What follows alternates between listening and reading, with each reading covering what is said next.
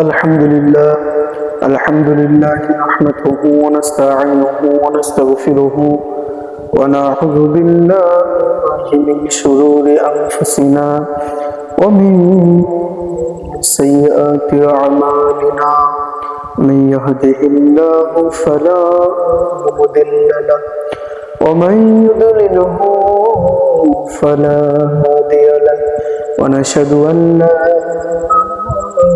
إله إلا الله وحده لا شريك له وأشهد أن سيدنا سندنا وحبيبنا ومولانا محمد صلى الله عليه وعلى آله وأصحابه وبارك وسلم فقد قال الله تعالى في كلامه المجيد وفرقانه الحميد أعوذ بالله من الشيطان الرجيم بسم الله الرحمن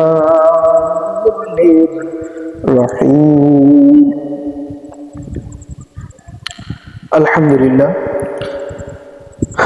সকল প্রশংসা সেই মহান রব্বুল আলামিনের দরবারে, যিনি আমাদেরকে কোরআনের আলোচনা শোনার এবং বোঝার মতো তৌফিক দান করেছেন। সেই মহান রব্বুল আলামিনের দরবারে শুকরিয়া আদায় করছি আলহামদুলিল্লাহ। আজকে আমার আলোচনার বিষয় হলো কবরের প্রথম রাত। কবরের প্রথম রাত কেমন হবে? প্রিয় ভাই বোনেরা, যদি আজ রাতেই আমাদের মৃত্যু হয়, তাহলে কবরের অন্ধকারে আমাদের অবস্থা কেমন হবে তা কি একবার ভেবে দেখেছেন? কোরআনের নির্দেশে আল্লাহ তাআলা বলেন, তাদের পিছনে আছে এক অনন্তকাল অন্তরাল বখরজ কিয়ামত পর্যন্ত। সূরা মুমিন 100 নম্বর আয়াত। এখানে বলা হচ্ছে মৃত্যু থেকে কিয়ামত পর্যন্ত মানুষ কবরের জীবন থাকবে, কবরের জীবনে থাকবে। এটি বখরজের জীবন। অর্থাৎ এখানে বখরাজ শব্দের অর্থ বলা হয়েছে মৃত্যু থেকে কিয়ামত পর্যন্ত মানুষ কবরের জীবনে থাকবে, এটাই বখরাজের জীবন। হাদিসের বর্ণনা আসছে, রাসূল সাল্লাল্লাহু আলাইহি ওয়াসাল্লাম বলেন, বান্দা যখন কবরের ভেতরে রাখা হয় তখন তার কাছে দুইজন ফেরেশতা আসে। তারা তাকে বসিয়ে জিজ্ঞেস করে, তোমার রব কে, তোমার দিন কি, তোমার নবী কি? সহিহ বুখারী, সহিহ মুসলিম, অর্থাৎ মুত্তাফাকুন আলাইহি।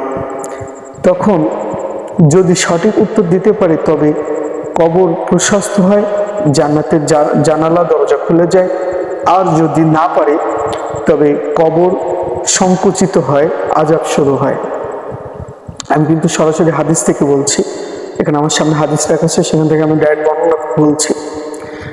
কবরের প্রথম রাতের ভয়াবহতা সম্পর্কে আমি আপনাদেরকে একটু বলি। সাহাবীগণ বলতেন, আমি যদি কেবল কবরের প্রথম রাত থেকে নিরাপদ থাকতে পারতাম তবে পরের বিষয়গুলো সহজ হয়ে যেত। কারণ কবরের প্রথম রাতই সবচেয়ে কঠিন। তখন মানুষ বুঝতে পারে তার সাথে শুধু তার আমলই গেছে, আর কিছুই নয়।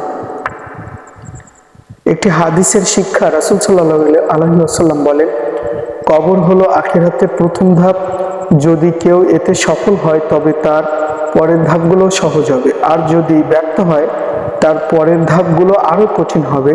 সুনানে আত-তিরমিজি। আমি কিন্তু প্রথমে বলেছি প্রত্যেকটা কথা আমি কোরআন এবং হাদিস থেকে বলতেছি, অর্থাৎ আপনারা মনোযোগ সহকারে শুনবেন, আমি কি বলতেছি আপনারা শুনবেন। তো যাই হোক, কোরআন এবং হাদিস থেকে যেটা আমরা বুঝলাম, কবরের প্রথম রাত সব থেকে ভয়াবহ এবং কঠিন হয়। এই প্রথম রাতই বুঝতে পারে মানুষ, যে বান্দা বুঝতে পারে যে তার সাথে পরবর্তীতে কি হতে যাচ্ছে, সে কি পরবর্তীতে জান্নাতে যাবে নাকি জাহান্নামে যাবে, এটা সে বুঝে ফেলে। তো যাই হোক, প্রিয় ভাই বোনেরা, আমরা যদি চাই কবরের প্রথম রাত শান্তির হয় কিংবা শান্তির হোক, তবে এখন থেকেই আমাদের ঈমান শক্ত করতে হবে। প্রথমেই ঈমান শক্ত করতে হবে, নামাজ কায়েম করতে হবে, হারাম থেকে বাঁচতে হবে, আর আল্লাহকে বেশি বেশি স্মরণ করতে হবে। কারণ কবরের অন্ধকারে আমাদের পাশে থাকবে না টাকা পয়সা, সন্তান, পরিবার, শুধুই থাকবে আমাদের নেক আমল এবং সাথে করে নিয়ে যাওয়া কিছু ভালো কাজ। এতটুকুই। তো যাই হোক বন্ধুরা, অবশ্যই বুঝতে পেরেছেন আমি কি বলতে চেয়েছি।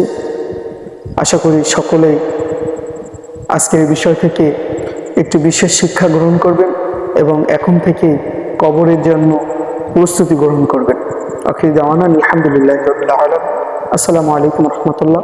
ভিডিও ভালো লাগলে অবশ্যই একটা শেয়ার করা যায় এবং কোন বিষয়ে পরবর্তীতে আলোচনা নিয়ে আসতে হবে অবশ্যই কমেন্টে জানাতে ভুলবেন না।